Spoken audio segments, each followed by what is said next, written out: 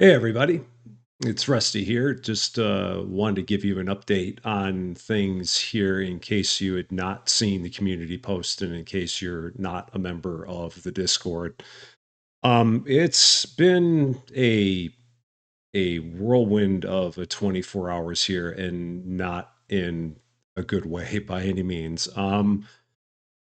Basically, this post or this video is just going to be a tribute to my stepmom or my second mom, as I would also refer her to her as. Um, and starting with the bad parts first. About a couple months ago, I would say it was probably about the end. It was probably about the beginning of September, maybe late August.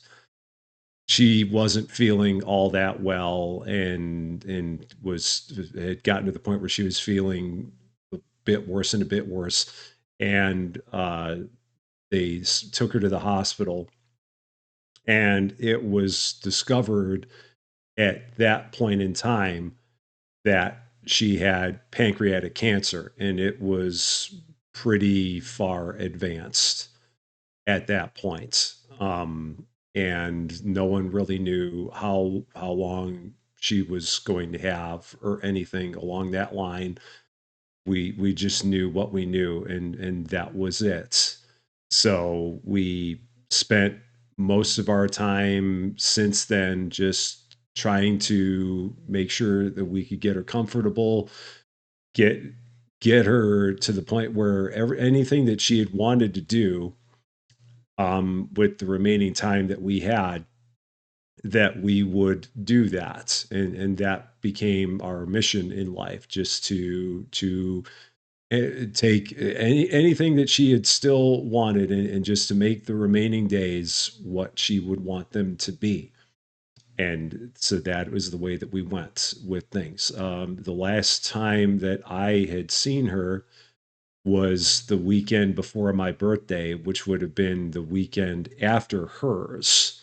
So that was the weekend of like September 20th, somewhere in there. Me and Susie Lou went up there along with my kids, and we went and we saw her. A bunch of the family went and saw her at their house, my dad and my mom's house, uh, that weekend. And that was the last time that we had all been together. And then Sunday came.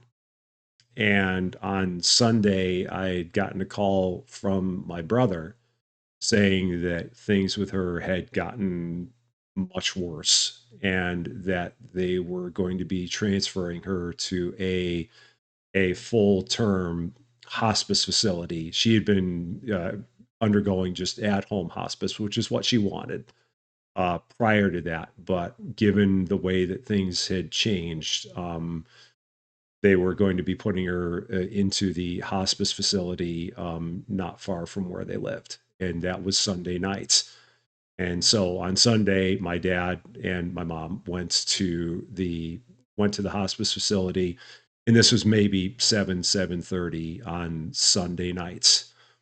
And I had been in touch with my brother, I'd been in touch with my sister, and they said that she was resting and that she was doing as good as could be, given the circumstances. And I had said that I would definitely make sure that Susie Lou and I would be up there on Monday to see her.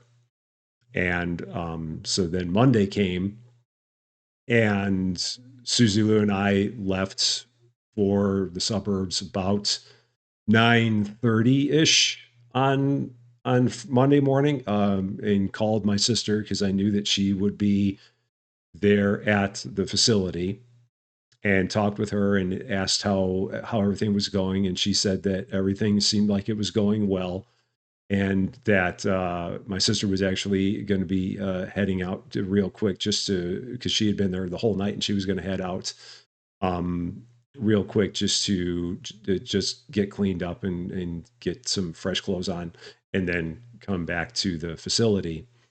And that was about 9:30 in the morning, and so everything seemed like it was pretty good at that point in time. And so we got there probably short of 12:30 And in the span of those 3 hours, she had passed away. And it was seemingly just very sudden. My brother was there with her at the very end and in the room.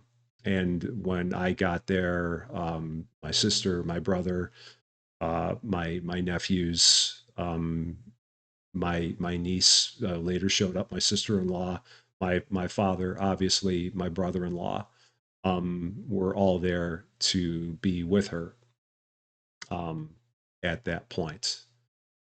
And it was pretty.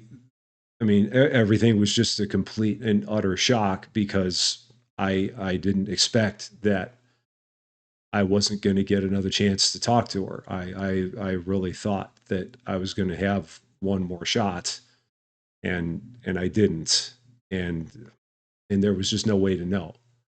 I mean, if there was a way that I could have known that everything was going to happen, then we would have certainly left 2.5 hours earlier.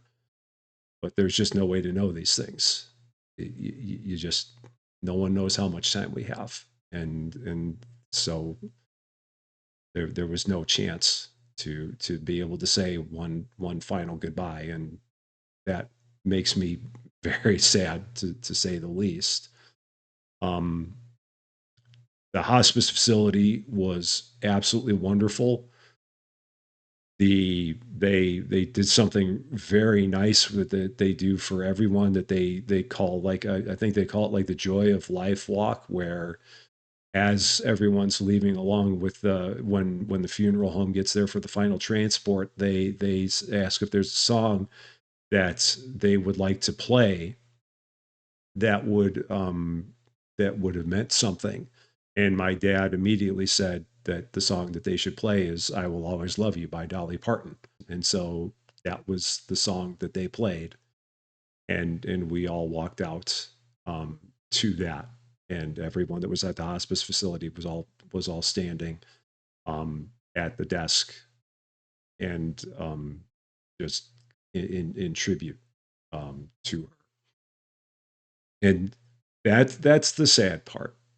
And now I want to talk about who she was and what she meant to me and what she meant to the family and what she meant most importantly to my dad, because she meant everything to him.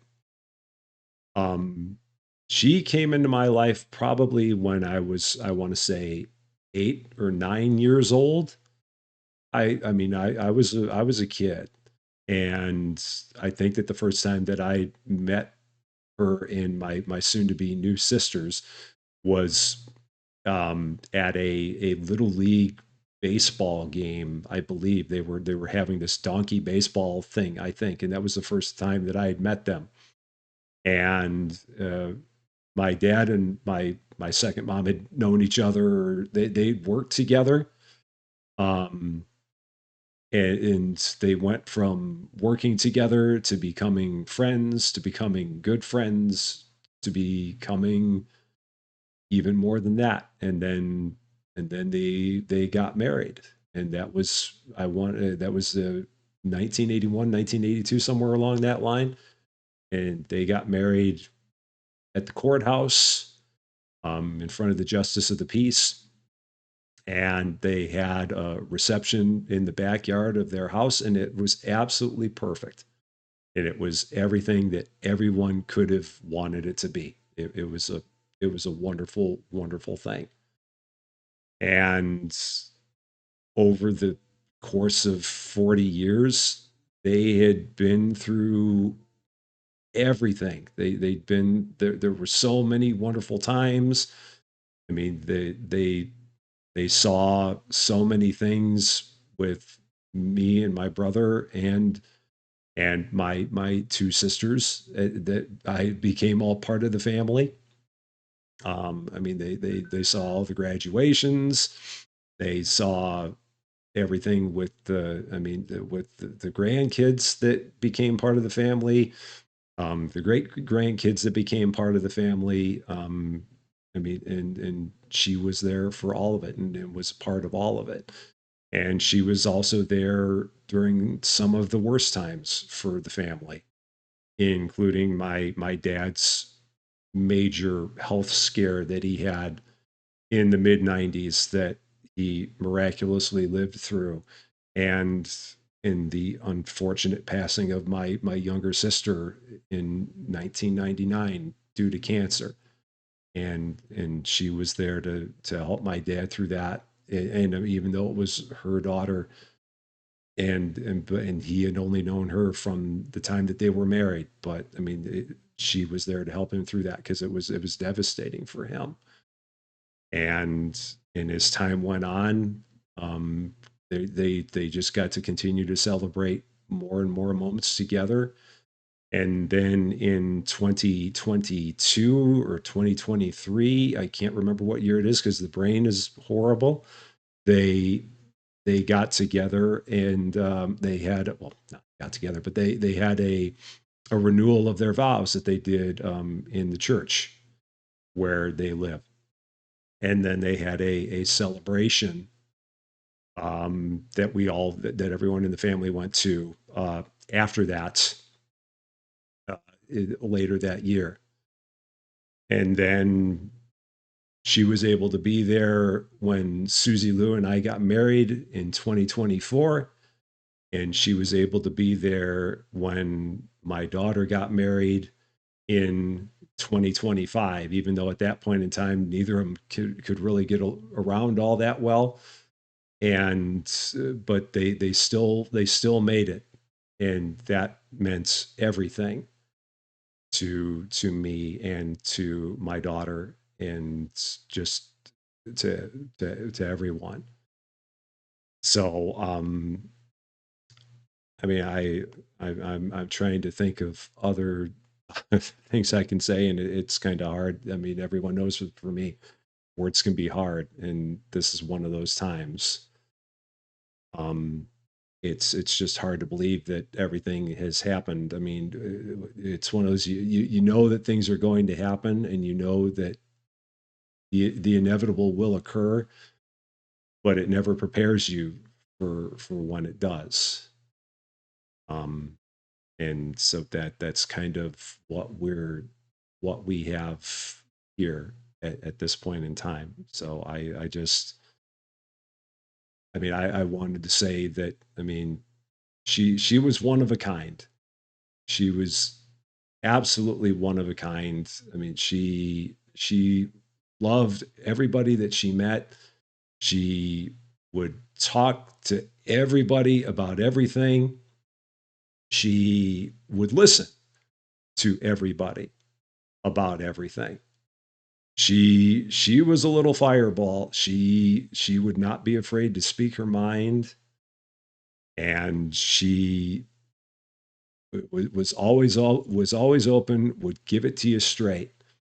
But she was always very caring, and she was always very loving, and she was the love of my dad's life, and they had been together for over 40 years. And it's going to be one of the hardest things not having her here anymore. So I just wanted to say to her, just thank you for being such a loving mom. Thank you for always watching out for all of us in the family. Thank you for watching out for me. Thank you for watching out for my brother. Thank you for always being there for my dad. Thank you for loving him unconditionally. And thank you for being the best thing that he had in his life. We will always miss you. We will never forget you.